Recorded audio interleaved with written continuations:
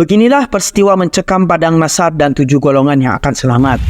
Saudaraku, padang mahsyar adalah tempat yang digambarkan sebagai lokasi berkumpulnya seluruh umat manusia setelah kiamat terjadi.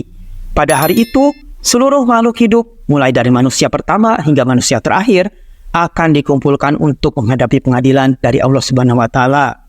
Peristiwa ini merupakan salah satu momen paling menakutkan yang diceritakan dalam Al-Quran dan hadis, di mana setiap manusia akan mempertanggungjawabkan segala amal perbuatannya selama hidup di dunia. Ketika manusia dibangkitkan dari kubur, mereka akan digiring menuju padang mahsyar dengan berbagai kondisi yang mencerminkan perbuatan mereka selama hidup di dunia.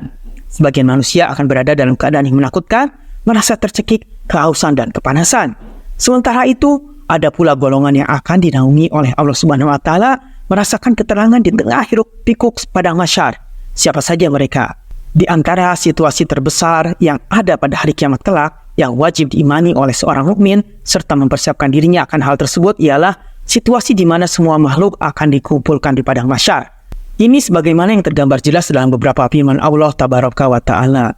Antara lain, katakanlah Nabi Muhammad, sesungguhnya orang-orang yang terdahulu dan yang kemudian benar-benar akan dikumpulkan pada waktu tertentu, yaitu hari yang sudah diketahui. Quran Surat Al-Waqiah ayat 49 dan ayat 50. Kemudian dijelaskan kembali dalam ayat yang lain. Allah Ta'ala berfirman, sesungguhnya Tuhanmu dialah yang akan menghimpunkan mereka. Sesungguhnya Dia adalah maha bijaksana lagi maha mengetahui. Al-Hijr ayat 25. Rasulullah SAW bersabda, pada hari kiamat, matahari didekatkan ke manusia hingga sebatas 1 mil. Lalu mereka bercucuran keringat sesuai amal perbuatan mereka. Di antara mereka ada yang berkeringat hingga tumitnya, ada yang berkeringat hingga lututnya, ada yang berkeringat hingga pinggang, dan ada yang benar-benar tenggelam oleh keringat. Hadis riwayat Muslim. Saudaraku, di padang mahsyar, langit dan bumi sudah tidak seperti yang kita kenal sekarang. Bumi akan diratakan dan langit akan digulung. Seluruh makhluk akan berdiri di hadapan Allah Subhanahu wa Ta'ala tanpa ada tempat tersembunyi. Dalam keadaan tersebut, matahari akan didekatkan sangat dekat hingga hanya berjarak 1 mil di atas kepala manusia.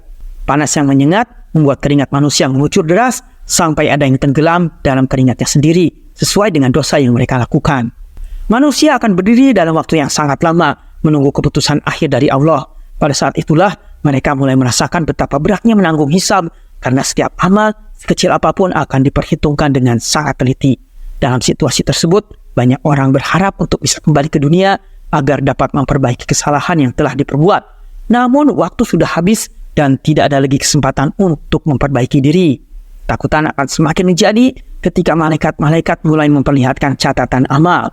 Setiap manusia akan menerima kitab amalnya yang diberikan di tangan kanan bagi orang-orang beriman dan di tangan kiri bagi mereka yang durhaka. Inilah momen di mana nasib akhir setiap manusia akan diputuskan, surga ataukah neraka. Saudaraku, meski suasana padang mahsyar sangat mencekam dan menakutkan, ada 7 golongan manusia yang akan mendapat naungan dari Allah Subhanahu wa Ta'ala pada hari yang penuh ketakutan tersebut. Mereka adalah golongan yang istimewa yang selama hidupnya senantiasa taat pada perintah Allah dan menjauhi segala bentuk larangannya. Dalam sebuah hadis, Rasulullah SAW bersabda, ada 7 golongan yang akan dinaungi oleh Allah pada hari di mana tidak ada naungan kecuali naungannya. Hadis riwayat Bukhari dan Muslim. Siapa saja mereka? Yang pertama adalah pemimpin yang adil. Pemimpin yang adil adalah pemimpin yang senantiasa berlaku jujur, bijaksana, dan menjalankan kekuasaannya sesuai dengan ajaran Islam. Pemimpin seperti ini tidak menyalahgunakan kekuasaan untuk kepentingan pribadi atau kelompok, melainkan menegakkan keadilan bagi seluruh rakyatnya. Pada hari kiamat, pemimpin yang adil akan dinaungi oleh Allah karena peran pentingnya dalam menjaga kesejahteraan dan keadilan di muka bumi. Yang kedua adalah pemuda yang tumbuh dalam ibadah kepada Allah. Pemuda yang tumbuh dalam suasana taat pada Allah adalah pemuda yang menjaga dirinya dari segala godaan dunia. Di tengah masa muda yang penuh dengan godaan, mereka tetap teguh beribadah dan menjauhi maksiat. Pemuda seperti ini akan mendapat tempat istimewa di hari kiamat karena ketaatannya di usia yang penuh ujian dan godaan. 3 orang yang hatinya tertambat di masjid. Orang yang senantiasa menghadirkan dirinya di masjid, baik untuk melaksanakan sholat berjamaah, mendengarkan kajian, atau kegiatan ibadah lainnya, akan termasuk golongan yang dinaungi Allah. Hatinya selalu rindu akan rumah Allah dan merasakan kedamaian di sana.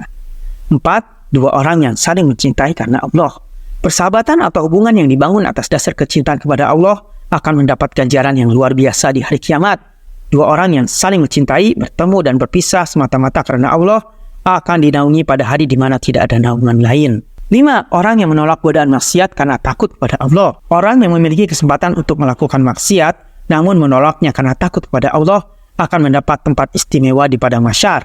Contoh yang paling terkenal adalah kisah Nabi Yusuf alaihissalam yang menolak godaan Zulaikha karena takut kepada Allah. Orang yang mampu menahan diri dari perbuatan dosa dan maksiat akan mendapatkan naungan khusus dari Allah. Yang keenam, orang yang bersedekah dengan ikhlas. Seseorang yang memberikan sedekah secara diam-diam dan ikhlas tanpa mengharapkan pujian atau penghargaan dari manusia akan termasuk dalam golongan yang selamat. Sedekah yang dilakukan dengan tulus adalah salah satu amalan yang sangat dicintai oleh Allah Subhanahu wa taala. Dan yang ketujuh, orang yang senantiasa mengingat Allah dalam kesendirian. Golongan terakhir adalah orang yang senantiasa mengingat Allah baik dalam keadaan ramai ataupun sepi.